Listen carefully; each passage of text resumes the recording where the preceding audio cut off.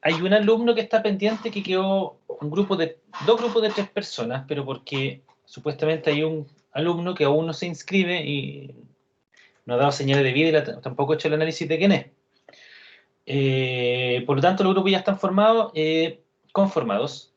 Dentro de esta semana les voy a asignar el tema que le toca a cada grupo, con el detalle, obviamente, de todos los nombres asociados a cada grupo, para que puedan realizar su trabajo, ¿ya? Un trabajo de investigación, un trabajo más o menos corto, tienen que investigar respecto a algún tema, imagino que ya han visto más o menos los temas de que tratan, y es un tema nada más investigativo y una presentación que van a tener que hacer al final de todo este curso, ¿ya? Así que eso, durante la semana, yo creo que mañana o pasado les voy a dejar el tema que le toca a cada grupo para que empiecen a trabajar en eso ya. No sé si hay alguna duda antes de que partamos, o partimos nomás.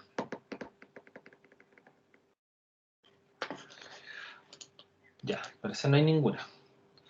A ver, ya, en la clase anterior empezamos a ver todo lo que era los embalses, ¿cierto? Más o menos una visión más o menos general de en qué consisten, cómo se conforman y cuál es la utilidad que tienen. Muchos de ustedes ya tienen más o menos nociones y entienden cuál es la principal idea de para qué funciona o sirve un embalse. Y principalmente lo importante acá es determinar, además de saber para qué sirven, es cómo se construyen, cómo se ejecutan este tipo de obras y particularmente de dónde proviene el diseño de este tipo de obras. ¿Ya? Cómo se conforma, cómo se decide, por ejemplo, qué altura debe tener un muro, qué variables considera para poder determinar cuánto es la altura de un muro, ¿ya? El dimensionamiento de ese muro en general, cómo debe ser. Cómo elegir qué tipo de embalse utilizar, qué tipo de presa, mejor dicho, no embalse, qué tipo de presa utilizar, ¿ya? Cuáles son las fuerzas que están involucradas en este tipo de sistema, ¿ya? ¿Qué es lo que tiene que resistir un muro? Entonces, todas esas preguntas las hemos ido contestando de manera general y ahora nos vamos a ir a la parte más específica a determinar particularmente cada una de los tipos de presas que se utilizan, sobre todo a nivel local, ¿cierto? En Chile, cuáles son las principales presas que se utilizan. ¿Y cuáles son las fuerzas involucradas? ¿Ya? Entonces, la primera que vamos a ver es la presa de gravedad. Y la presa de gravedad, como bien lo dice su nombre, ¿cierto? Es una presa que utiliza su propio peso para resistir los esfuerzos solicitantes por parte de la acción del agua. ¿Ya? Ahora, no solamente el agua se va a ver, y eso lo vamos a ver un poquito más adelante, no solamente el agua es la que entra en contacto con la presa y que ejerce un esfuerzo sobre ella. Hay otros factores también que considerar. ¿Ya? Por ejemplo, antes de que partamos con el detalle de las presas, ¿cuál creen ustedes que es una solicitación como esfuerzo sobre una presa de gravedad? O sea, perdón, una presa en general. ¿Qué tiene que resistir una presa, además del esfuerzo del agua? ¿Qué creen ustedes? ¿Qué se le ocurre? El de algún vehículo, ¿no? Es que en estricto rigor por ahí pasarían autos, camiones, bajo las características que tiene una presa de lo grandes que son. La verdad es que yo creo que un poco no es significativo el peso de un vehículo sobre la presa. ¿Ya? Entonces el viento menos, po. El viento poco también. No, el viento no. Sería su propio peso. Particularmente, el propio peso es un esfuerzo que tiene la presa, efectivamente. El viento ejerce algo sobre el agua que produce un análisis significativo, ¿ya? Que lo vamos a ver, que es el efecto del oleaje. ¿Qué otra cosa más hay sobre la presa? ¿Qué son otras fuerzas solicitantes sobre la presa? Una importantísima, sobre todo para nosotros, que somos chilenos. Sismos. Los sismos, ¿cierto? También se va a ver sujeta al efecto sísmico. Y así hay otras más. El efecto de los hielos y el de hielo, por ejemplo. El agua, ustedes bien saben que es el único fluido que al congelarse aumenta de volumen. Entonces genera un impacto también cuando se está en alta montaña y se producen efectos de congelamiento del agua superficial. Sobre todo si la presa pudiese tener alguna grieta. ¿Ya? Obviamente las presas se diseñan para que no sufran grietas, pero si las tiene, se mete el agua, imagínense que se congela y puede partir la presa. Entonces, hay varios esfuerzos que considerar. ¿Cuál otro importante que creen ustedes? Que sí es un efecto del agua, pero no es el empuje del agua como tal. También súper importante, lo vimos en la clase anterior. ¿Corrientes? Las subpresiones. El agua que se mete debajo de la presa va a generar un esfuerzo en vertical, ¿cierto? Ascendente. Y también va a generar un esfuerzo sobre la presa que va a haber que considerar. Pero eso lo vamos a ver ahora un poquito más adelante. Primero nos vamos a meter en los tipos de presa y cuáles son las funcionalidades que tiene. ¿Por qué se utilizan distintos tipos de presa? Como les comentaba, tenemos la presa de gravedad, que su principal resistencia a los efectos tanto del agua como de algún otro elemento que considerar como el sismo, el efecto del oleaje, las subpresiones, los sedimentos que no lo nombramos ahora, ¿ya? Con su propio peso va a resistir los esfuerzos que se van a generar sobre ella. Los tipos de esfuerzos que tenemos son dos, que uno es el empuje, que va a intentar, ¿cierto?, desplazar el agua, esta presa en el eje horizontal, y va a tratar de empujarla, valga la redundancia, de forma vertical, ¿cierto? Va a tratar de generar flotabilidad sobre la presa. Y por otro lado tenemos también los sedimentos que se van a ir acopiando al pie y en el talón de la presa, y que también por tener una densidad distinta va a tener un efecto sumatorio al empuje del agua. El sedimento también va a generar un empuje sobre la presa.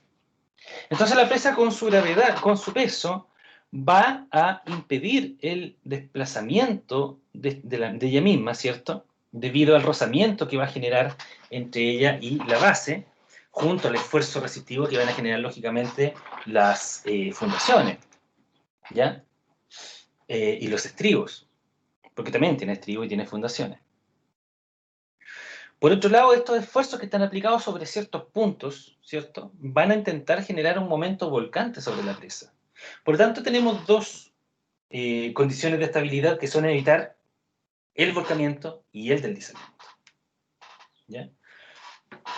Esta presa se construye con hormigón en su totalidad, por lo tanto, es una presa muy cara y debe ser utilizada bajo ciertas condiciones, donde se justifique su uso, ¿no? Que no siempre es justificable debido a que es tan cara que hay otras presas que son de menores costos asociados de inversión, montos de inversión, y que pueden generar una utilidad similar, ¿ya? Todo va a depender de las condiciones topográficas, geológicas, y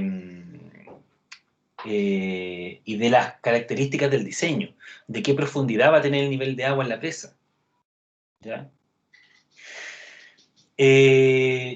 Es hormigón con armadura solamente en los puntos específicos como las fundaciones y los estribos, porque son los puntos que se van a encontrar bajo solicitaciones de tracción, ¿ya? Obviamente la presa en su cuerpo principal, en la parte central, no va a verse sometida a tracción, sino que más bien a compresión.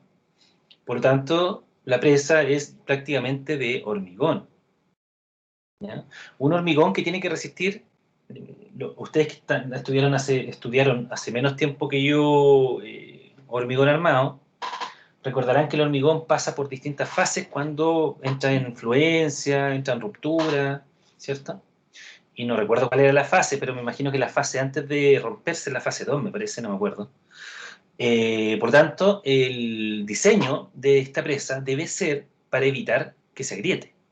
Porque ustedes recordarán, ¿cierto?, que si yo tengo hormigón armado, yo lo empiezo a traccionar, el hormigón se va a agrietar, el acero va a entrar en fluencia y en ese momento el hormigón ya no va a resistir nada, ni no va a resistir tracción, mucho menos después va a resistir compresión, ¿cierto? Se va a romper, porque el acero va a entrar en fluencia. Eso yo no me lo puedo permitir acá, porque aquí mi presa no puede agrietarse,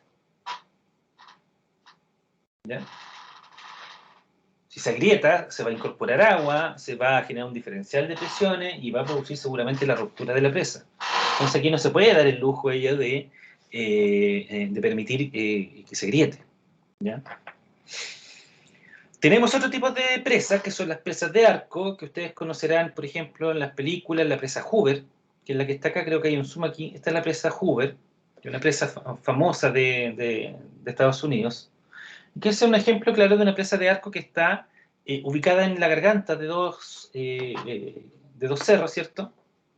Como se ve acá, muy angosta, y que permite tener esta forma de arco, que el esfuerzo del agua se transmite a través del cuerpo de la presa, de manera axial, ¿ya? O sea, tenemos los esfuerzos acá que chocan contra el agua, que choca contra la pared con forma de arco, y el esfuerzo se va transmitiendo de manera axial hacia los estribos. Por tanto, la resistencia, a diferencia de la presa de gravedad anterior, acá la resistencia es completamente hecha por los estribos, por la roca. ¿Ya? La presa tiene que tener solamente la capacidad de poder transmitir estos esfuerzos hacia la roca, ¿ya? Ahora bien, como pueden ver, la presa de arco tiene características de volumen mucho menores a una presa de gravedad, porque esta como el caso, a diferencia del caso anterior, esta no funciona en base a su propio peso para la resistencia. Esto funciona en base a la transmisión de los esfuerzos hacia los empotramientos, ¿ya?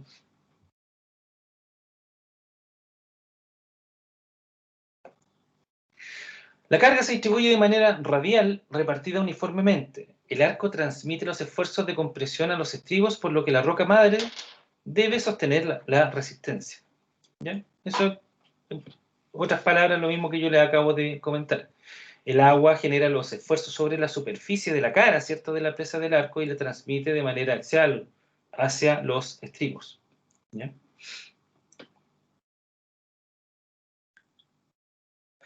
Existen tres tipos de presa de arco que depende de su forma y para lo que es requerida, ¿ya? Tenemos la presa de arco típica, que es la sección trapezoidal de planta curva. O sea, si nosotros vemos, por ejemplo, la presa Hoover, si nosotros nos imagináramos que esto, en vez de ser como forma de arco, si nosotros pudiésemos estirar la presa y dejarla como una lámina, nos daríamos cuenta que esto es un trapecio, ¿cierto?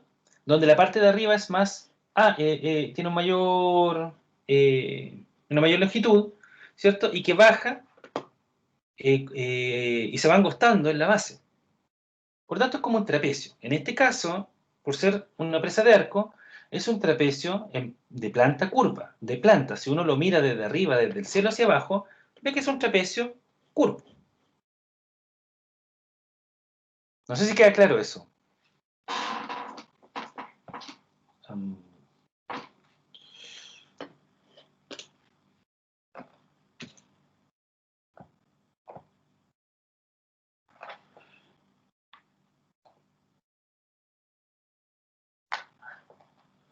O sea, si yo miro en planta, yo estaría viendo esto, ¿cierto? Y hacia abajo sería así, ¿ya? Por eso es un trapecio de planta curva,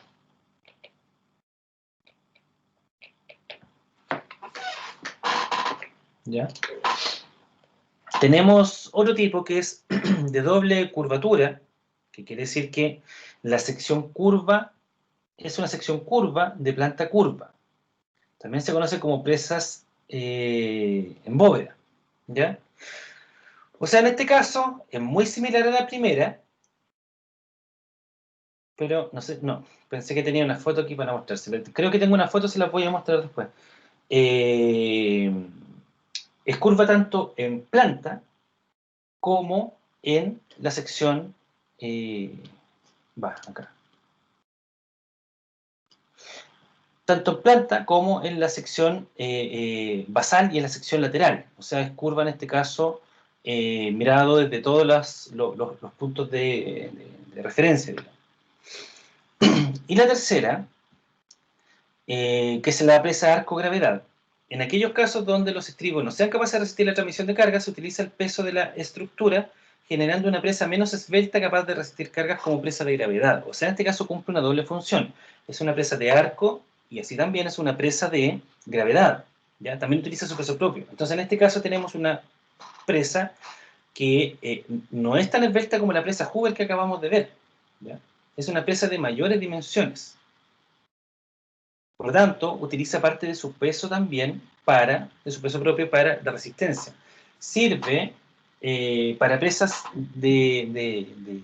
donde la carga de agua no es tan grande, ¿ya? O sea, cuando el nivel de agua que hay, de altura, que produce la altura del muro, no es tan grande, y obviamente donde los estribos no sean capaces de generar la resistencia necesaria para poder evitar el colapso de la presa.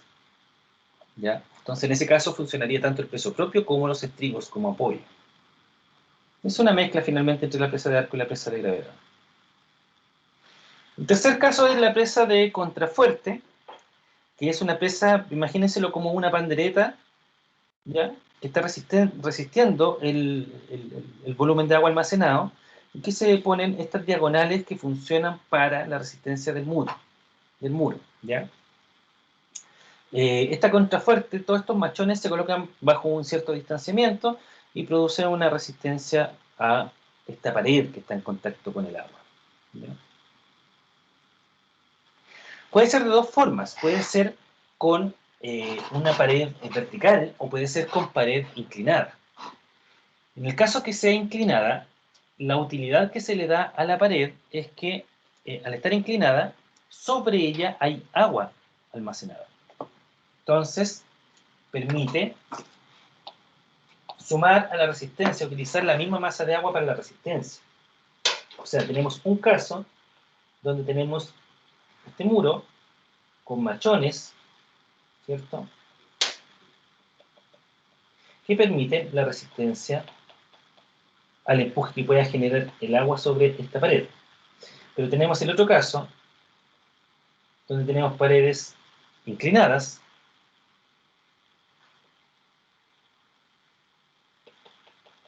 con machones, machón, con machones que produce la resistencia al esfuerzo del nivel de agua, ¿cierto? Pero por otro lado, sobre ella queda agua almacenada. Y esa agua almacenada produce un esfuerzo sobre el muro que es como que lo ayudara a aumentar el peso propio de este. ¿Ya? Entonces, esa masa de agua sobre el muro, le vamos a poner aquí W como peso del agua, W weight water en este caso, y el peso del muro que sería weight, no, la W. Entonces la sumatoria de esos dos pesos finalmente me van a ayudar a tener una mayor resistencia al desplazamiento.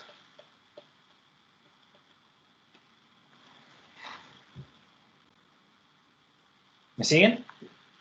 Entonces ahí tienen las dos posibilidades de hacer una presa de machones o de contrafuerte, que se le llama también.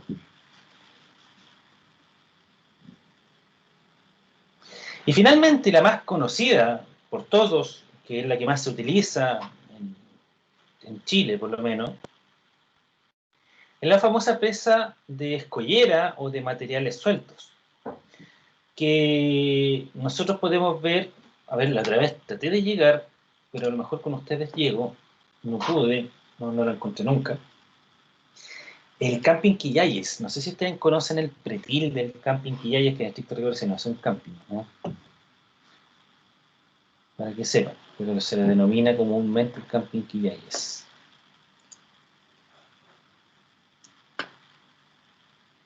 A ver. Nunca llegó. No sé si alguien me puede ayudar que se ubique bien. Yo sé que está en el Colorado. Llego por aquí, ¿o no? Sí.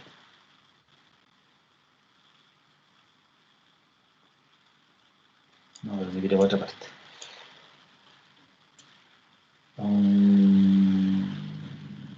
Cruce corralones.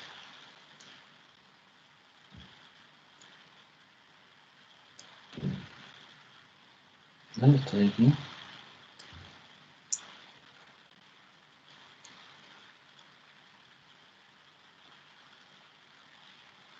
¿Alguien se ubica bien acá o no? ¿Dónde está el Campiquillay? ¿Alguien ha ido?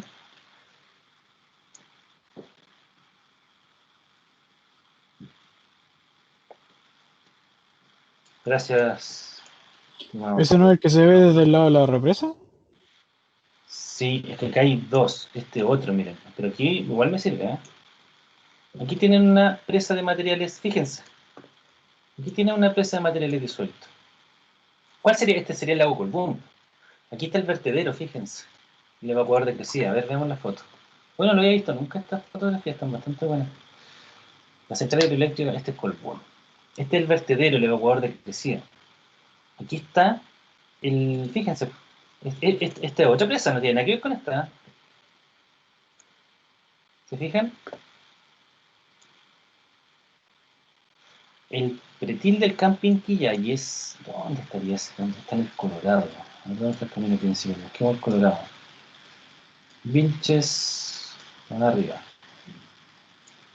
Creo que si lo busca en Google es mejor. Y si estoy en Google, pues... Ah, usted dice la pura foto. Claro, y Debe ahí le ser, tira al tiro el Google Maps. ¿sabéis qué? Debe ser este, ¿no? Ese debería ser el camping. Este es el pretil, pues. Sí. Sí. Sí, igual creo que este. No, parece que cambiaron la fotografía. Pero eso debiese ser. Este es el pretil. Los que no sé si los que conocen, los que han andado ahí por el Camping Quillay es... hay un pretil ahí, que le llaman el pretil, que es el muro, ya que resiste obviamente todo esta masa de agua del embalse, y ese también es de materiales disueltos, ¿ya? De materiales disueltos quiere decir que es material del mismo sector. De las excavaciones que se realizan, se utiliza, se compacta el material y sirve para generar esta presa. Ahora, obviamente se le hace unos retoques, pues no es como llegar y compactar material y listo, tengo mi presa. O sea, tiene su ciencia, que es lo que vamos a ver ahora. Pero eso es más o menos. Ahora, miren acá el del embalse Colbún. Lo mismo, materiales disueltos. Ahí está el vertedero, tiene 4 compuertas, fíjense. Ahí están las 4 compuertas del vertedero. Que eso lo vamos a ver ahora un poquito más adelante. Si nos Profe, vamos a ver, por ejemplo, dígame. ¿esas presas con materiales sueltos se pueden aplicar a cualquier tipo de terreno? Eh, no, no puede ser de cualquier tipo de terreno. Tiene ciertas características que cumplir. Miren, aquí hay otro murito. Aquí está el otro pretil, también de materiales disueltos. Acá está el vertedero para evacuar las crecidas. Fíjense que el agua se incorpora por aquí. Aquí está la casa de máquinas. Fíjense que ahí está la generación de energía hidroeléctrica. Aquí está el- la subestación eléctrica. Esta es una estación eléctrica. Aquí no se genera la magia, aquí se genera la energía y después la devuelve al río. ¿Ven? Y este es el vertedero para evacuar las crecidas, para que el agua no llegue y no inunde todo esto. ¿Dónde está la casa de máquina? No, tiene que cumplir ciertas condiciones. Después se va, fíjense, se va todo el cauce. Ya. Eh, Déjeme ir avanzando, ahí le voy dando respuesta mejor. Ah, la otra que le quería mostrar, el embalse de Linares, porque vimos en la clase anterior, me parece también lo mismo. Embalse Ancoa también es de materiales disueltos. Ahí está. Fíjense, esto tienen todos como la misma forma. Ahora, estas presas de materiales disueltos particularmente siempre tienen la pantalla de hormigón, ya que eso es lo que vamos a ver, depende del dimensionamiento que tenga. Ahí está, aquí está la pantalla, que se le llama. Pantalla se le llama a lo que está en contacto con el agua. Esto después queda todo bajo el nivel del agua, pues cuando se empieza a inundar el embalse. Esto es de hormigón, también puede ser de material geotextil, puede ser de plástico, puede ser de hormigón, y una tercera alternativa que en este momento no me acuerdo, no voy a ver el tiro. Depende del nivel de agua. ¿Ven? Y aquí está el vertedero, aquí están las imágenes que nosotros hemos visto en los dientes, que les digo yo, ¿cierto? Ahí está el vertedero que evacúa la crecida y lo devuelve al río, aguas abajo. Ya, vamos avanzando y ahí les vamos a ir viendo todo. La presa de materiales sueltos, presa de escollera, se le llama también, se puede construir en base a cualquier material. ¿Ya? En estricto rigor, no es en base a cualquier material, tiene que tener una cierta granulometría, ¿no? Quizá ahí falta ser un poquito más específico por la pregunta que me hizo el compañero. Porque la presa va a estar en contacto directo con el agua. Por lo tanto, tiene que tener la capacidad de poder impermeabilizar de cierta forma el núcleo. El núcleo es lo que se ve ahí de color gris, que es lo que está en el centro de la presa. ¿Ya? Ahora bien, el núcleo sí efectivamente es impermeable, pero el núcleo tampoco está hecho para que esté en contacto directo con el agua, si no sería absurdo tener el material disuelto sobre ella, ¿ya? Tiene que ser un complemento de este material suelto, no disuelto, material suelto, y el núcleo, ¿ya? Que es el que se encarga de resistir, no de resistir, sino de generar la impermeabilidad de la presa para que el agua no pase a través de ella y no la rompa. Ustedes se imaginarán que si pasa a través de la presa el agua, las líneas de corriente, obviamente va a perder la homogeneidad la presa y finalmente se va a destruir y no va a cumplir con su función. Profe, ¿se le pone un geotextil o no? Ya, para allá voy, sí, se puede. ¿Ya? Como por ejemplo el caso de los tranques. ¿Ya? Creo que alguna vez lo comentamos. El caso de los tranques es como una presa de material y que está revestido con un geotextil. Tenemos tres casos que son la presa homogénea, que es el caso de las presas donde se utiliza el mismo material impermeable para la totalidad de la presa. ¿Ya? Esta es la famosa presa de escollera, que es el riprap que le llaman, que es lo que entra en contacto con el agua. Y es el material que produce la impermeabilización. ¿Ya? En el centro, en el caso de que el agua se incorpore, tiene un filtro dren, que es lo que permite la incorporación del agua para poder dirigirla a otro punto y con eso eliminar la humedad que pueda tener la presa en su interior. Más que humedad del agua que atraviesa la presa. No sé si ustedes conocen los filtro dren.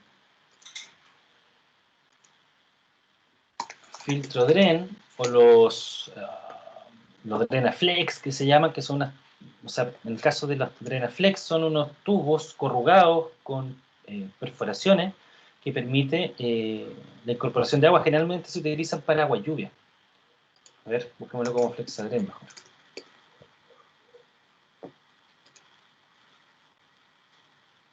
Esos son.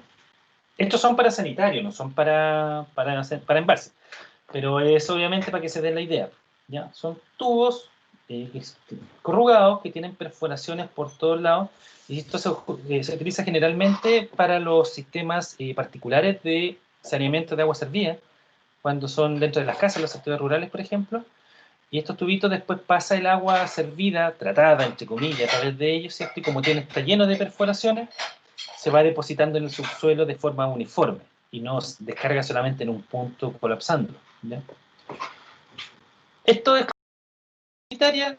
Para el caso de las presas, el filtro dren es algo muy similar. Obviamente es de otra materialidad, pero es esa la idea, digamos, desde el punto de vista técnico, para lo que sirve. Entonces permite la incorporación del agua y la dirige hacia algún punto de descarga, cosa de evitar que la presa esté colapsada con agua. ¿Ya? Ahora, obviamente, como estas son presas que tienen este material de protección de la pared, ¿cierto?, para la incorporación del agua, y tienen un filtro dren en el interior, son presas bastante pequeñas. Y estas se utilizan principalmente para resistencia en casos de pequeños embalses de agua. Embalses particulares, o en general para tranques también se utilizan. ¿Ya? Tenemos la presa de núcleo, que esta es como la imagen que estaba más arriba, que tiene un núcleo impermeable, y que está revestido, ¿cierto?, por todo este material granular, compactado, eh, para su protección y para aumentar el dimensionamiento de la presa también. También obviamente tiene en la pantalla, donde lo que va a estar en contacto con el agua, tiene una pantalla que puede ser de distinta materialidad, como lo vamos a ver ahora, y que sirve para su protección, ¿ya? Y finalmente tenemos la presa de pantalla, que este es el caso de la imagen que vimos recién de la presa que está en el embalse San Juan Linares, que es una pantalla que puede ser de tres materiales. Puede ser de hormigón, que es para presa grande y obviamente mediana y pequeña, pero su foco son las presas grandes. Puede ser asfáltica, que son las presas medianas, y las plásticas, que son las presas pequeñas. Dentro de las plásticas abarca lo que es los geotextiles, ¿ya?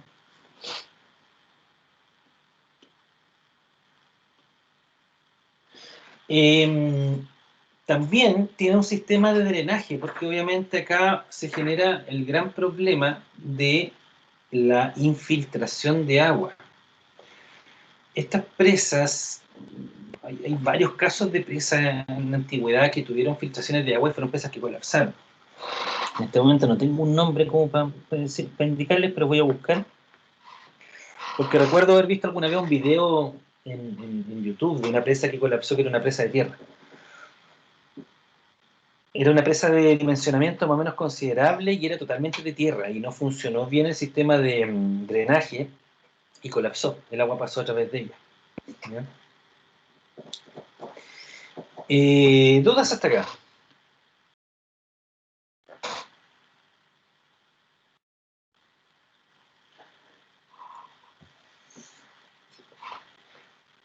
A ver, el tipo de presa que se utiliza va a depender netamente de las características del entorno que tenga. O sea, como yo les decía principalmente delante, que va a basarse en la topografía, en la geología, en estricto rigor, todas estas condiciones que van a limitar a mi entorno, porque si yo tengo una buena roca donde yo pueda generar mi fundación y mis estribos, yo en esa roca, si es buena y es capaz de resistir esfuerzos considerables, yo voy a tomar decisiones sobre utilizar una presa que se base en poder transferir las cargas a esa roca. Voy a tratar de utilizarla, ¿cierto? Si no tengo una roca que pueda resistir esos esfuerzos, va a tener que saber la presa resistirlo. Por lo tanto, voy a tener que elegir una presa que sea capaz de resistir esos esfuerzos, sin pensar tanto en los estribos y en las fundaciones, sino pensar en su propio peso para su resistencia. Entonces, la topografía, la geología, la climatología, me va a generar la factibilidad de poder utilizar un tipo de presa u otro. Y más o menos ustedes ya me imagino que están visualizando que, por ejemplo, una presa de arco que basa sus descargas de esfuerzos solicitantes sobre la roca,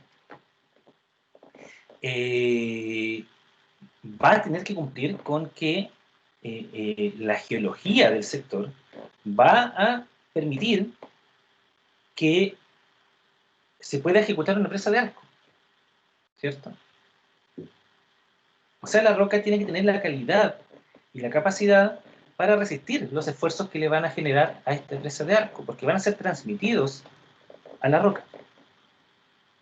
Si no tengo una roca, si tengo, por ejemplo, arcilla, ¿ya? Mucha presencia de arcilla, que produce mucha cohesión en el suelo, que genera la infiltración considerable de agua, es posible que tenga que utilizar otro tipo de presa, por ejemplo, una presa de gravedad. Estamos hablando de presa grande, ¿ya? Y por otro lado, también, lógicamente, la decisión por la que va a pasar si es que utilizo o no utilizo un tipo de presa, o si voy a analizar a nivel de anteproyecto qué tipo de presa utilizar, lógicamente eso también me va a derivar en ciertos costos de inversión. Y esas son condicionantes para poder elegir la alternativa adecuada. ¿Cómo? ¿Qué voy a construir? Ahora, muchas veces acá no hay mucho que analizar porque tienes o no tienes una buena calidad del suelo. La topografía es relevante porque lógicamente la topografía me va a indicar a qué altura, o no a qué altura, sino qué altura de nivel de agua voy a necesitar almacenar. ¿Cierto? O sea, ustedes hagan el ejercicio mental, párense en el medio de un río mirando hacia aguas arriba, están en un río con un corte en B, ¿cierto? Con una garganta estrecha, algo así, ¿cierto? Aquí está el agua, y ustedes están parados aquí, mirando hacia el fondo de las pantallas. Entonces imagínense la proyección de esto, hacia atrás, ¿cierto? Hacia la cordillera.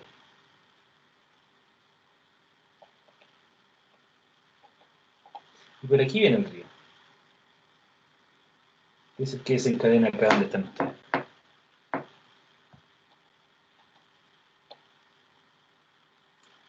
Entonces cuando esto, si yo instalo un muro, acá, ¿cierto? El agua va a empezar a aumentar su nivel, ¿no? Inicialmente llegaba hasta ahí, pero ahora que está el muro, va a empezar a aumentar su nivel. Y lógicamente, aguas arriba, también. Y todo esto va a quedar lleno de agua. Por lo tanto, la altura que yo tenga del muro con respecto al nivel del suelo, al lecho del río, ¿cierto? Va a depender de la topografía. Porque yo necesito almacenar toda esa cantidad de agua que está almacenada ahí. Pero ¿qué pasaría si los cerros estuviesen más separados entre ellos? ¿Qué pasaría? Yo necesito, supongamos que en este caso, lo que ustedes están viendo en este momento en la imagen es 1.000.000 de metros cúbicos de agua almacenada. ¿Qué es lo que necesito para mi proyecto? Esa cantidad de agua necesito almacenar. Entonces ya me respondió don Cristóbal. Si yo separo los muros, o sea, si yo separo los cerros, ¿cierto? Lógicamente va a aumentar la superficie donde está el espejo de agua, ¿cierto? Va a aumentar esa superficie, por lo tanto va a poder disminuir en altura. Y voy a seguir manteniendo mi 1.000.000 de metros cúbicos de agua almacenado. Por lo tanto voy a necesitar un muro más bajo. ¿Se entiende? Entonces, por eso es que la topografía también es una implicancia significativa para determinar cuánto tiene que ser, perdón, cuál debe ser el tipo de muro que voy a utilizar. ¿Ya? Y la climatología, particularmente el clima, es un elemento importantísimo dentro de mi análisis, porque yo puedo decir, perfecto, yo necesito para mi proyecto 100.000 millones de metros cúbicos de agua, que se almacenen durante 2 meses. Si el clima no me lo permite, porque créanme que pensar en 100.000 millones de metros cúbicos almacenados en 2 meses es una aberración. Entonces, si el clima no me lo permite, el clima de mi cuenca, tampoco puedo pedirle pera al olmo, ¿cierto? No voy a poder satisfacer esa demanda. Por lo tanto, voy a tener que pensar en que el clima me va a generar una limitación a mi proyecto, porque voy a tener que utilizar valores reales. ¿Ya? ¿Dudas?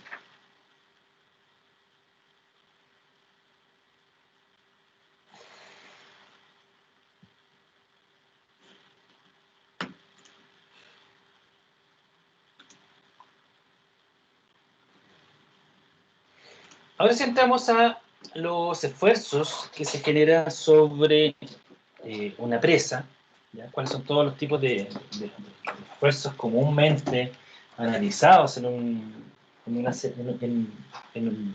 que van a tener algún efecto sobre el muro?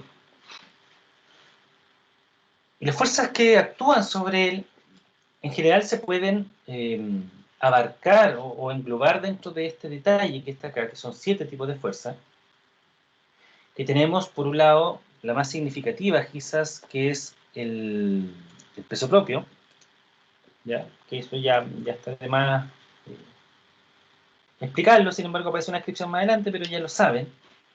Tenemos las presiones hidrostáticas, que es el empuje del agua, ¿cierto? Tenemos las subpresiones, que se generan debido a la infiltración de agua en el subsuelo, por debajo de la presa.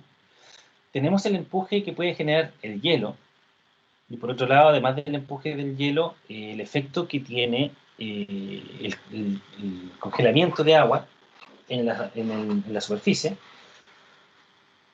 Tenemos el empuje de los sedimentos, que los sedimentos es el material que se va acumulando al pie y al talón de la presa. Tenemos el efecto del oleaje, que como decía un compañero antes, el viento no tiene efecto. Sí, produce un efecto, no directamente sobre el muro, pero sí sobre las crecidas, ¿ya? Cuando hay una crecida se produce oleaje. Y el oleaje se produce debido a la misma crecida y también al viento. Y tenemos un efecto sísmico, que es obviamente,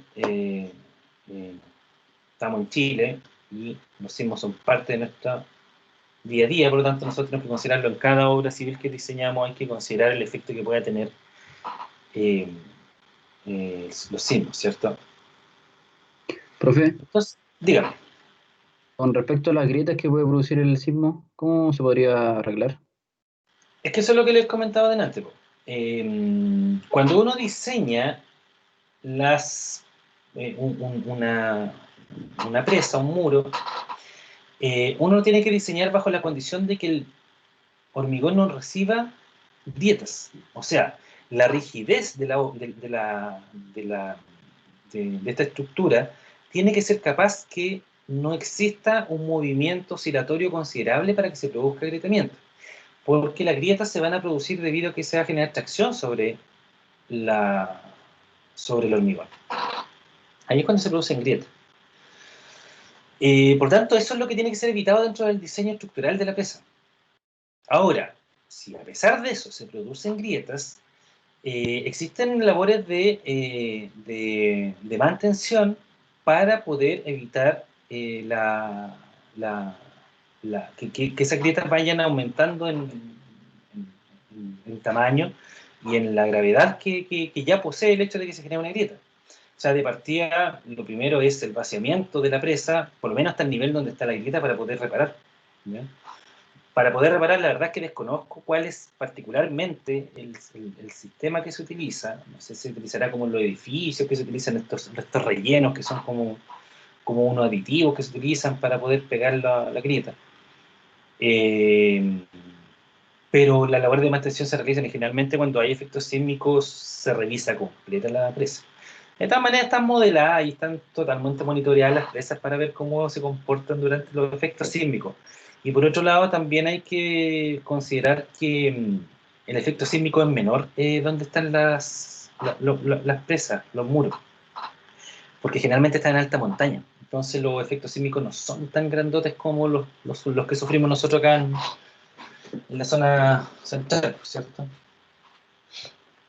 El tipo de suelo es distinto. A ver, entonces, supongamos, voy a magnificar el murito este, y supongamos que en este caso tenemos tanto aguas arriba como aguas abajo. Un poquito. Ahí. ¿Ya? Entonces la primera fuerza es el peso propio. El peso propio, lógicamente, se aplica en el centro de gravedad, ¿cierto?, de la presa, y que va a ser igual a la densidad en el caso que tengamos una presa de hormigón, ¿cierto? Va a ser igual a la densidad por el volumen.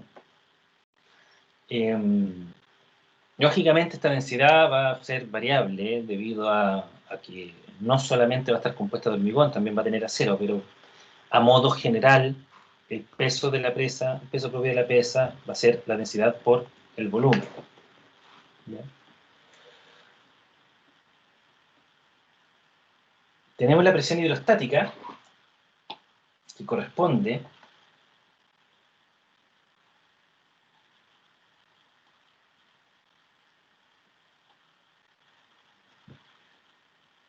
al perfil del esfuerzo que se genera sobre el muro a partir de la superficie libre del agua hasta el fondo, ¿no es cierto? Y como nosotros bien sabemos, la presión va a ir aumentando a medida que se va a ir profundizando. Nosotros eso lo vivimos, por ejemplo, creo que les di el ejemplo en la clase anterior de cuando nos sumergimos en una piscina. A medida que más profundo estemos, mayor va a ser el esfuerzo o la presión que se va a estar generando sobre nuestros cuerpos, y por eso duelen los oídos cuando uno se sumerge demasiado. Eh, por el lado de abajo, ¿cierto? Aguas abajo de la presa también se van a producir esfuerzos, lógicamente, de presión hidrostática. Y presión hidrostática, lógicamente, porque esto no está en movimiento. ¿Ya? Siempre perpendicular a la pared donde se está ejerciendo el esfuerzo. ¿Estamos? Ahora bien, nosotros sabemos que este esfuerzo es igual a presión por área.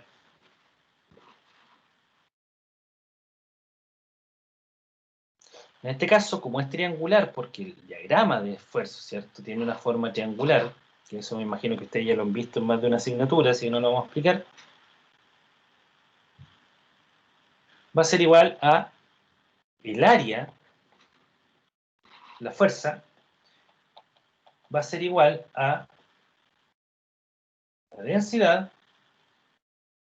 por el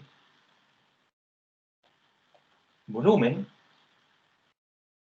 pero en este caso el volumen de los esfuerzos que se están generando sobre el muro, si yo lo miro esto desde aguas arriba hacia aguas abajo, yo estoy viendo que mi muro es rectangular. Donde aquí está la altura h, y aquí está el ancho b. ¿Cierto?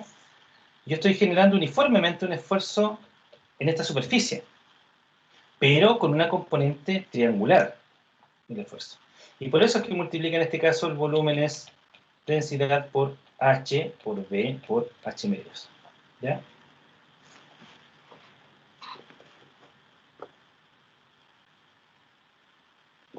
En este caso, obviamente, el esfuerzo se produce a 1/3 de la altura h desde el fondo de la presa, ¿cierto? O sea, en este caso está aplicado acá, en algún punto intermedio, o sea, perdón, en algún punto a 1/3 de la altura. ¿Ya? Ahí se aplica esta fuerza como componente total. Ahora, fíjense que lo que está pasando aquí, como vamos viendo nosotros, todas son fuerzas que se están aplicando a una cierta distancia con respecto a un punto, que es este punto. Por lo tanto, todas estas fuerzas están generando un momento volcante sobre la presa, y por eso es que yo considero la descripción de dónde se están aplicando estas fuerzas, ¿ya? Porque eso es importante, porque parte de el diseño estructural de esta planta es, por un lado, que de esta planta, de este muro, es que resista los esfuerzos que van a tratar de desplazarla, pero además que van a tratar de volcarla. ¿Ya? Tenemos también el caso de las subpresiones. En el caso de las subpresiones, ¿cierto? Tenemos, no voy a borrar esto.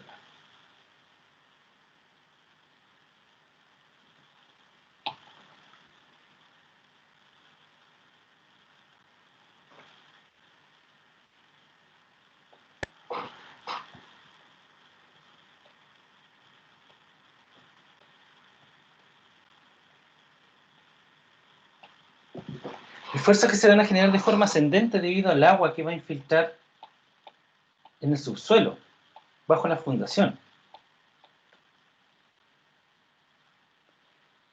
Ahora, si se infiltra demasiada agua en la fundación, ¿ya? El problema que va a generar es que el esfuerzo que va a generar, el esfuerzo de empuje, de flotabilidad que va a generar sobre la empresa, sobre la presa, sobre la presa, va a tener la misma magnitud que el esfuerzo que está generando la presión en la base. O sea, esta magnitud es igual a esta magnitud. El esfuerzo que se está generando de manera horizontal es igual al esfuerzo que se está generando de manera vertical. Entonces la subpresión es un efecto bien grave que pueda pasar sobre una presa, ¿ya? Por eso es que es tan relevante evitar la incorporación de agua a la base de la presa. ¿Por qué tienen la misma magnitud, creen ustedes? ¿Por qué tienen el esfuerzo del mismo en esos dos puntos, tanto horizontal como vertical? Al incorporarse agua debajo de la presa. ¿Por qué creen que tiene la misma magnitud?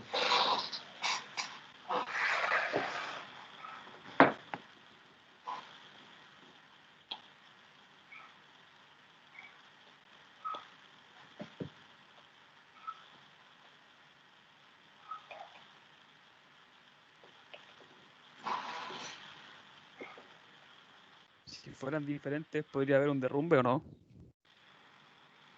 Ah, ¿por qué un derrumbe? No.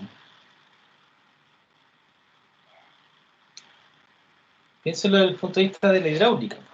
Mecánica de fluido. No sé si tuvieron mecánica de fluido, ustedes parece que no.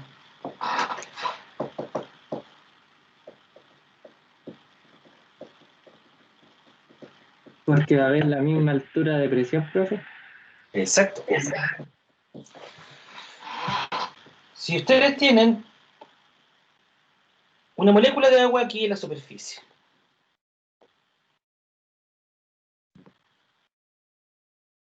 ¿dónde dibujé? Parece que me equivoqué, ¿no?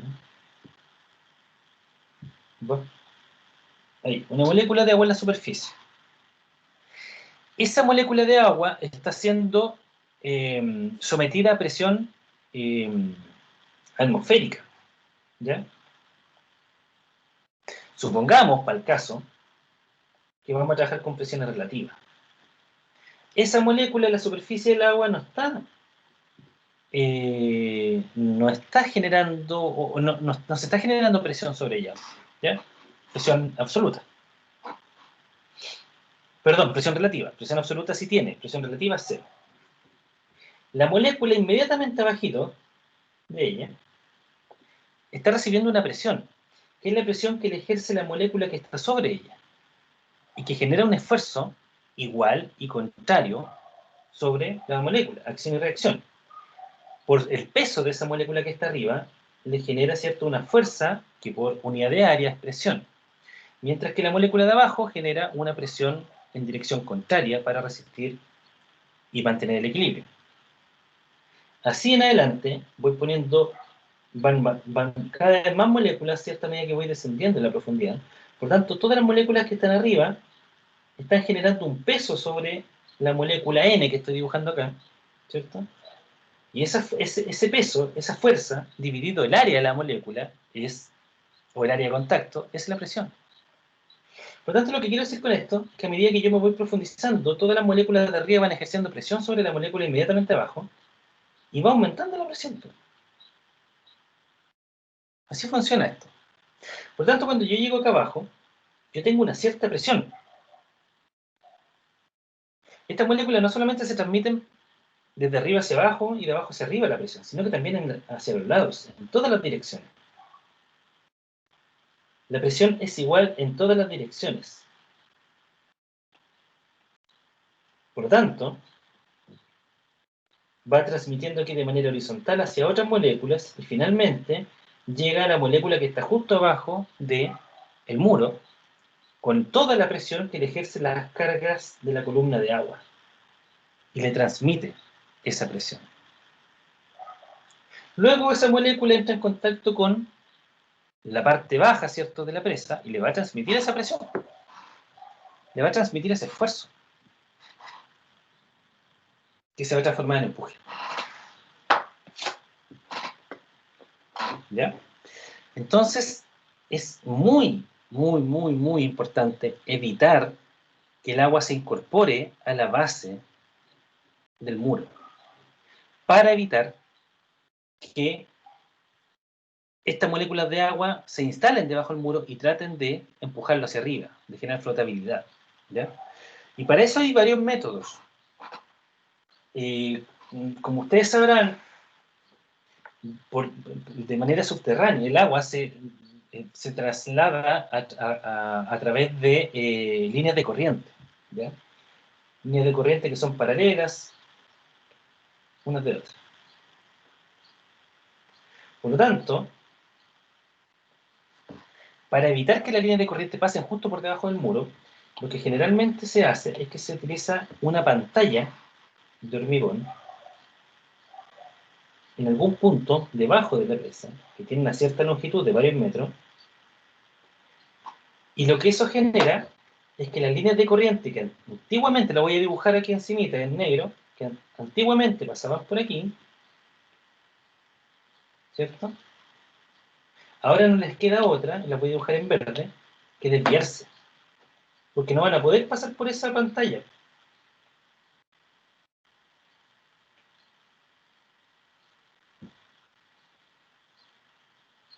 No van a poder pasar a través de la pantalla. Entonces se van a desviar. Y al desviarse la línea de corriente, ya no van a haber moléculas de agua, ¿cierto? No va a haber agua debajo de el muro. Y con eso evitan que se transfiera la presión, o las subpresiones, debajo del muro, para evitar el impacto que pueda tener la flotabilidad.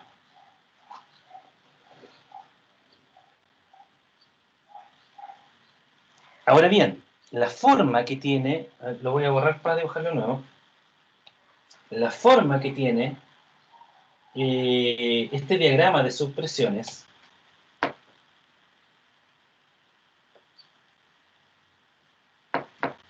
es trapezoidal.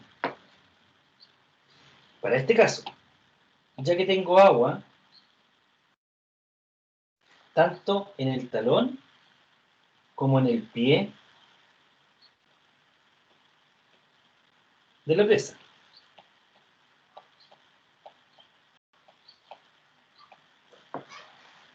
Lo mismo, a la derecha, ¿cierto? Pasa exactamente lo mismo.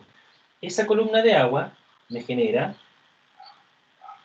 esta presión más chiquitita comparada con la del otro lado, ¿cierto? De aguas arriba. Me genera esta presión más chica, por lo tanto, tengo un trapecio que me describe el comportamiento de los esfuerzos en la base debido a las subpresiones. A este punto, donde se genera el momento, ¿cierto? Que yo les comentaba anteriormente, se le denomina pie. Y este es el talón de la presa. Y este es el pie de la presa. Existe una forma que lo entrega el USBR, que es una entidad del gobierno estadounidense, que analice, que ellos tienen un libro súper bueno para esto que se llama el Small Dams, o pequeñas presas, que es bastante...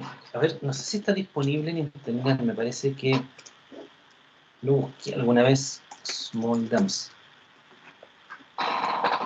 Hay que buscarlo en español. ¿Ven? Ahí está, el puro... Ahí está. Diseño de empresas pequeñas. Y está, ahí está en PDF.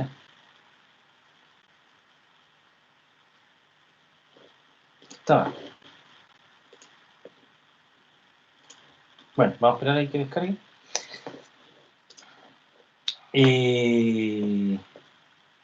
De esta entidad, el USBR, que ellos hacen una aproximación para poder determinar el diagrama de esfuerzos que se producen debido a las subpresiones, ¿ya? Y que en este caso considera de que en el talón se produce una subpresión no a una altura H, sino que a 2/3 de H, para llegar con una presión cero al pie, ¿ya? Es una aproximación netamente que propone. Todavía no lo habla. Recuerdo que este libro lo utilizamos harto en la universidad, bastante bueno, y se utiliza bastante para el diseño de presas. Bien interesante, lo voy a descargar y se lo voy a dejar como disponible, porque está dentro, de hecho, de la bibliografía. Tenemos no sé si hay dudas con respecto a las supresiones.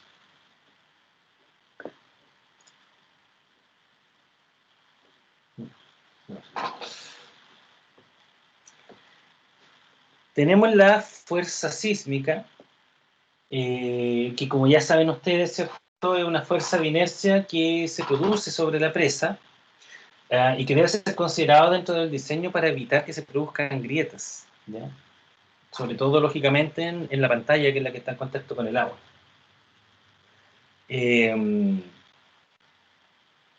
Además del efecto que tiene sobre la infraestructura, los sismos, también hay que tener en consideración que estos movimientos oscilatorios producen movimiento oscilatorio, valga la redundancia, en la superficie libre del agua, ¿ya? Y es como, por ejemplo, cuando ustedes tienen no sé, imagínense alguna fuente con agua, y ustedes la empiezan a mover, ustedes saben que el agua se desplaza, ¿cierto?, como una misma masa en todas direcciones. Entonces, cuando viene de golpe contra el muro, va a producir sobrepresiones que pueden generar un esfuerzo considerable sobre él y que pueden producir daño. Entonces, el diseño sísmico de los muros tiene que considerar tanto el efecto que tiene sobre la misma estructura como el efecto oscilatorio que va a generar sobre el agua, que va a producir que el agua golpee el muro y me pueda producir daños, ¿ya? Imagínense una masa no sé, pues de 1 millón de metros cúbicos de agua, toda, ¿cierto?, junta, yendo en dirección hacia el muro para chocar. Complicado. Ahí está. Pero está en inglés, yo creo que no lo tengo en español. Pero es bien interesante este libro, sí. Pueden echar una leída, de todas maneras lo voy a buscar en español para ver si se los puedo dejar. Ahí. Ya, lo voy a descargar entonces y lo voy a dejar dentro de los antecedentes. Tenemos el caso de los sedimentos, que obviamente, aquí voy a tener que dibujar de nuevo esto.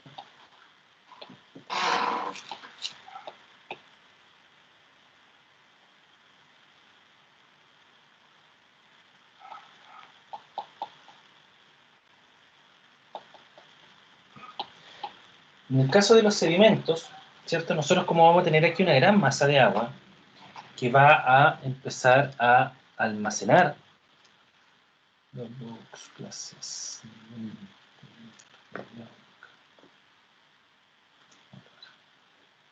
Ya. Ahí lo voy a guardar en la carpeta compartida.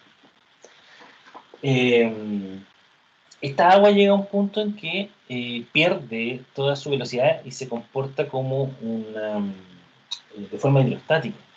Entonces, obviamente, al no tener movimiento, todas las partículas que estén en suspensión debido al arrastre que se generó de sedimentos desde aguas arriba, donde se trajo árboles, hojas, tierra, piedras, qué sé yo, un montón de cosas, estas van a empezar a descender y almacenarse en la base de la presa. Y va a pasar a ambos lados.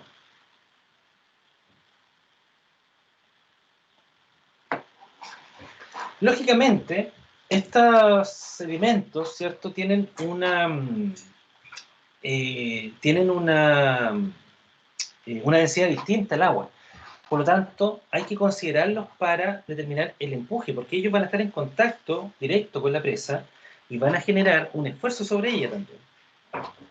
Pero el impacto más importante que tienen los sedimentos es el hecho que su acumulación es constante y debe permitirse realizar mantención para la limpieza, ¿cierto?, de ellos constantemente. Entonces, el proceso de mantención debe ser realizado, obviamente, en ciertas épocas del año, donde el estanque el embalse se mantenga más bien vacío. Y en el caso de que no esté vacío, para poder meter máquina y sacar toda esa cantidad de sedimentos, va a tener que ser vaciado. O sea, el embalse no va a tener agua acumulada y no va a estar generando energía, en el caso que sea una hidroeléctrica. Y obviamente eso es pérdida. Es plata que no, es energía que no se genera, es plata que no se gana. Entonces el proceso de mantención, que puede durar semanas, ¿cierto? Entre que se vacía el muro y que se mete máquinas para realizar limpieza y que se vuelve a llenar para volver a generar energía, es mucha plata perdida. Y es un proceso de mantención que tiene que realizarse sí o sí. ¿Ya? Los sedimentos se empiezan a acumular y recuerden que hay casos, como lo vimos en el caso del embalse de Linares, ¿cierto? Que la boca toma se encuentra a través del muro. Entonces, si el sedimento empieza a aumentar, ¿cierto?, en volumen acumulado, puede ser que en algún punto pudiese sobrepasar la cota de la boca toma.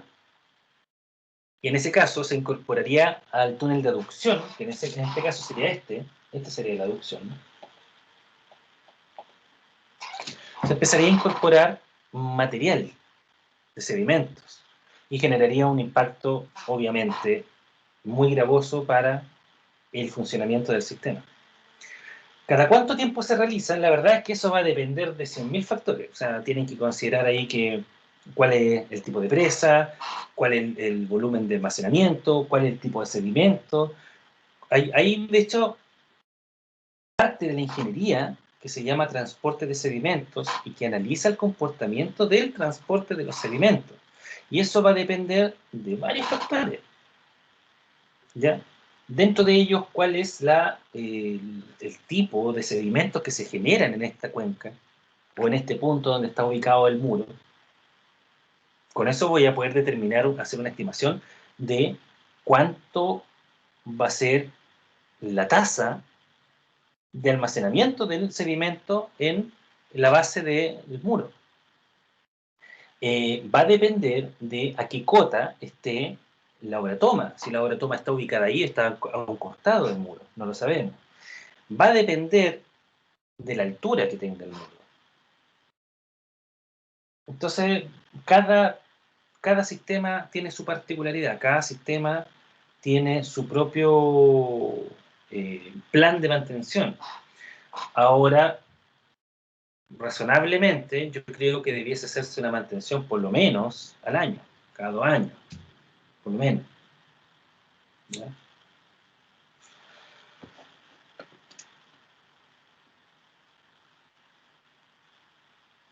Tenemos fuerza de biosedimento, lo vimos, ¿cierto? Sí. Y con eso terminamos. Nos falta ver las fuerzas de oleaje y del hielo, ¿ya? En alta montaña, en aquellos sistemas que están muy cercanos a la cordillera, se produce el congelamiento en algunas épocas del año, ¿cierto? Se produce el congelamiento de la capa superficial del agua, que obviamente, como les comentaba adelante, puede producir ciertos problemas porque, por ejemplo, al congelarse puede aumentar su volumen y puede generar un empuje adicional al hidrostático del agua, o bien, en caso más extremo, si es que tienen algún problema la presa, si tienen alguna grieta que no haya sido vista, al incorporarse el agua y al congelarse, se produce un aumento en el volumen que va a producir rotura. Que es un poco lo que pasa en alta montaña también en los cerros. Cuando vienen las vertientes a través del cerro, traen su propio camino a través de la roca. Y si se llega a congelar, va a aumentar el volumen y va a romper la roca, y ahí es cuando se producen los desprendimientos de materiales de los cerros. Que de hecho uno cuando anda en alta montaña, en cerros que estén más bien erosionados, bien altos, ¿ya? Por ejemplo el ladrillado, qué sé yo, uno mira hacia los cerros y se da cuenta que hay caminos por donde viaja el agua y que están bastante agrietados, y eso se producen debido al paso del agua y al congelamiento que va agrietando aún más estos trayectos del agua. Y por otro lado el oleaje, que el oleaje se produce debido a dos razones, que una es por el viento, ¿cierto?, que va a tener un impacto sobre la superficie del agua y va a producir este efecto de oleaje que va a generar sobrepresiones sobre el muro, que es el impacto menor, la verdad, porque el oleaje generalmente se ve, toma relevancia después durante un efecto sísmico, ¿ya? Donde ahí sí esa masa de agua choca contra el muro y produce sobrepresiones para la que el muro no está preparado, digamos. O sea, bueno, está preparado porque es parte del diseño, pero no es para lo que comúnmente trabaja el muro. Eso con respecto a los esfuerzos que se generan sobre sobre el muro. No sé si hay alguna duda con respecto a eso.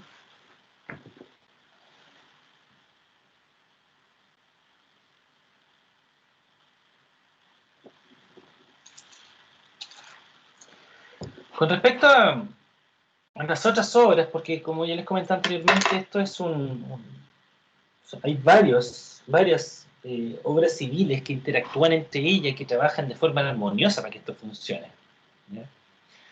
Y hasta ahora hemos visto solamente muros. Parte de estas obras tenemos el caso de los vertederos, o también llamado evacuador de crecida, cuya función es poder eliminar todos los caudales sobrantes cuando se generan crecidas, ¿ya? O en general cuando se generan cantidades de agua para la que no estaba preparado el muro de soportar, porque obviamente el dimensionamiento de la cantidad de agua que va a llegar al muro es un estudio o análisis basado en la estadística. Entonces, por mucha experiencia ingenieril y muchas consideraciones a tomar en cuenta para el diseño, siempre va a existir una crecida que me va a generar una sobredemanda sobre mi sistema. O sea, siempre los estudios se van a equivocar, ¿no? Sí, es parte de. Piensen que, por ejemplo, nosotros jurábamos que este año iba a ser un año seco, ya vieron lo que pasó, ¿cierto? Entonces, si bien se toman digamos, los cuidados para realizar un buen dimensionamiento y que no te pasen, no te vea, digamos, con solicitaciones para las que no habías considerado el sistema, que no llegue una cantidad de agua que no habíais considerado, existen obras que pueden ser utilizadas para evacuar esas crecidas. En este caso están los vertederos. Que el vertedero, obviamente, si yo tengo una cota, por ejemplo, veamos esta cota, digamos que este nivel de agua en el dibujo, ¿cierto? Este nivel de agua es la cota máxima de acumulación. Obviamente la cota máxima no es la corona, porque yo dejo esta altura como revancha, que se llama, que es una altura de protección, para que no se vea sobrepasado el muro. Entonces el vertedero va a comenzar a funcionar inmediatamente después yo paso esa cota máxima de acumulación. O sea, 1 centímetro después de esa cota va a ser 1 centímetro de agua que va a estar viajando a través del vertedero. No sé si se entiende. El vertedero inmediatamente va a empezar a funcionar para la cota superior a la cota del nivel máximo de acumulación de aguas para la que yo diseñé mi sistema. Estos vertederos se pueden ubicar tanto arriba como a un costado del muro. Ya va a depender netamente de las condiciones tanto geográficas como topográficas. Y su función va a ser evacuar esta agua. Hay distintos tipos de vertederos. Hay, por ejemplo, un vertedero en salto de esquí, que es el que se utilizó en la presa Ralco, que funciona en base a compuertas que al aperturarse, el agua va a llegar y va a saltar, como un salto de esquí, ¿ya? Esto con la idea de no producir socavación al pie de la presa. Entonces, por eso tiene este salto donde el agua va a caer a una distancia considerable del muro y va a evitar que se produzca socavación y con ello se pueda producir daño, ¿cierto?, en la infraestructura o bien daño en permeabilizar ese punto en el pie, ¿cierto?, de la presa, cosa que se incorpore agua y produzca subpresiones.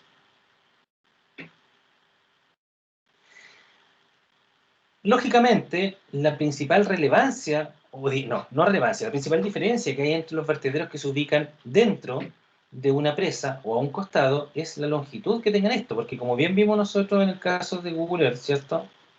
Aquí tenemos un vertedero, este es el de Linares, ¿cierto? Aquí este vertedero parte en este punto y evacúa para devolver hacia el río aguas abajo. ¿Ya? Aquí está el rápido de descarga, no sé si lo pueden ver.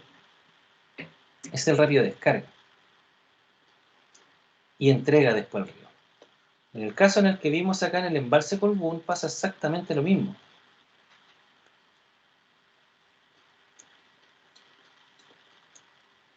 Acá. Ahí está el vertedero, también vertedero lateral.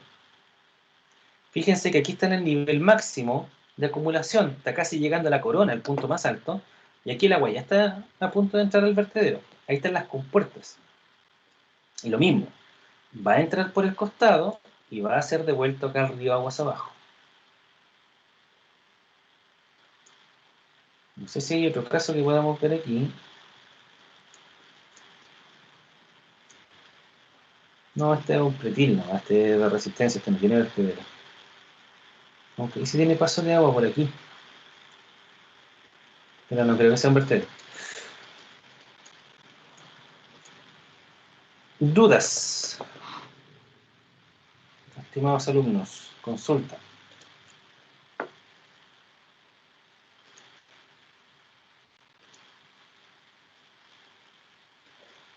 Voy a buscar algo acá, porque obviamente los videos, si lo presento yo, no se ve muy...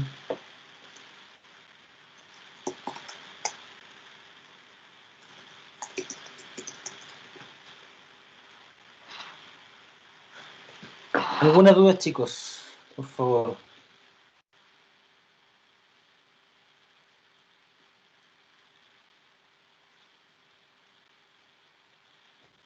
Profe, debajo del muro tiene que haber un suelo estabilizado, ¿no?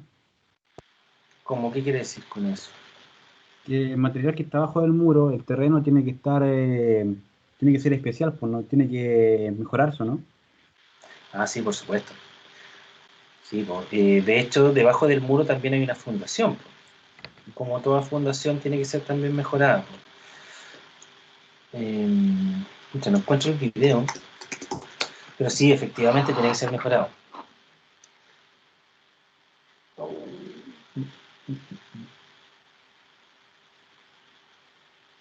La otra vez lo encontré en la primera, no lo pude encontrar ahora. Ya, voy a tener que mostrar yo el video nomás.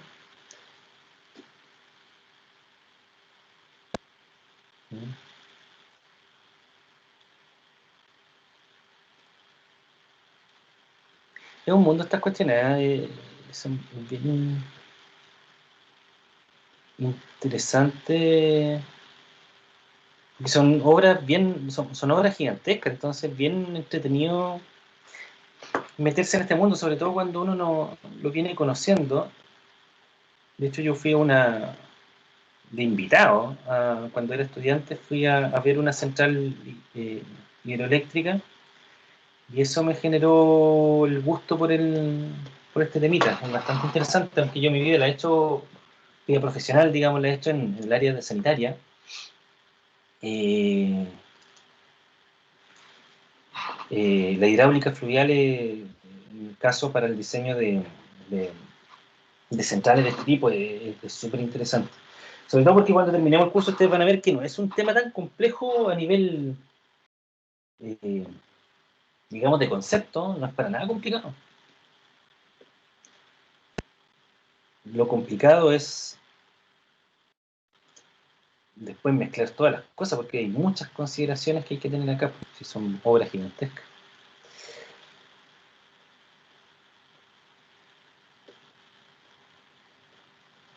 Eso es como lo difícil. Deme un segundito, muchachos, que está medio lento esta cosa. para mostrarle el video de este vertedero funcionando. Ahí está. A ver, esperemos que se vea más o menos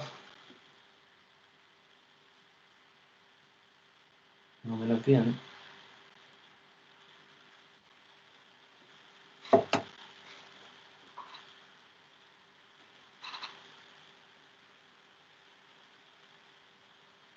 No puedo aprender esto, ¿no?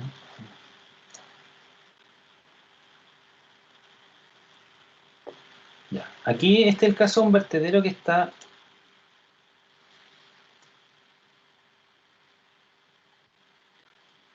una crecida que se generó en este sector.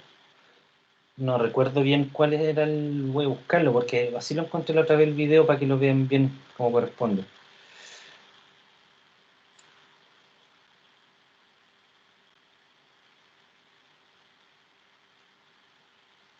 No, pero a mí por lo menos se me ve pegado en el celular, así que no creo que lo puedan ver bien ustedes. Lo he pegado, profe, no se entiende bien. Ahí tenemos vertedero con puerta que está eliminando toda. Fíjense que no sé si alcanzan a ver los autos que están pasando por la Corona, así es una carretera. Y ahí como ven el muro llega a su capacidad máxima y el vertedero está evacuando toda esa agua sobrante de esta crecida. Fíjense la cantidad de material, después todo eso va a pasar a ser sedimento, lógicamente, al fondo de esta presa de Arco. A ver si ahora se puede ver un poco más continuo.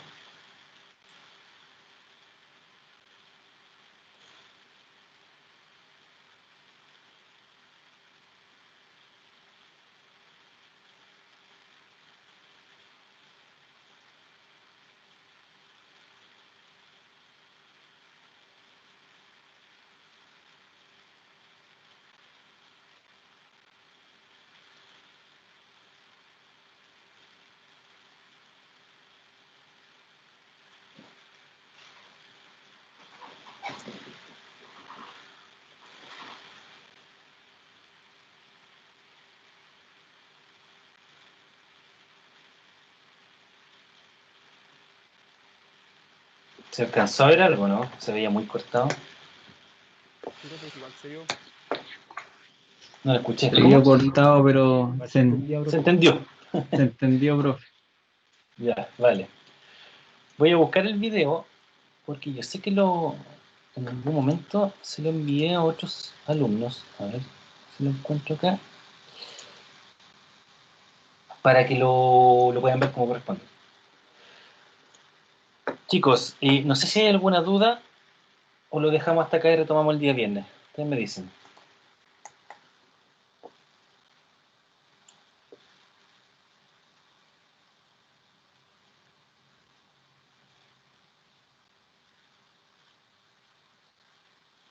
¿Lo dejamos hasta acá entonces?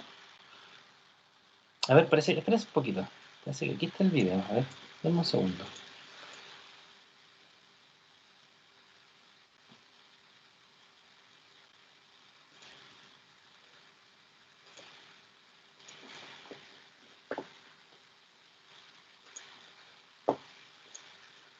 A ver. Un segundito. Y los libero.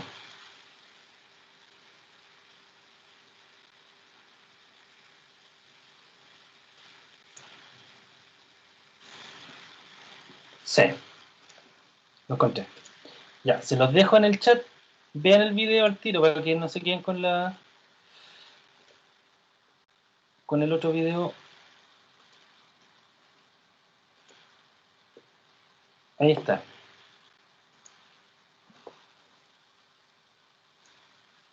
Ya, quedó ahí en el chat Sí. para que lo vean.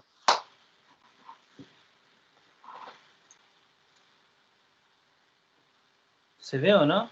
¿Les llegó? Sí, profe. Ya, chicos. Véanlo y eso. Ya. Nos vemos el día viernes. Muchas gracias Chao, a profe, que esté todos. bien. Chao, profe, nos vemos. Chao, Chao, profe. profe. Hasta luego, nos vemos, gracias. Chao, profe.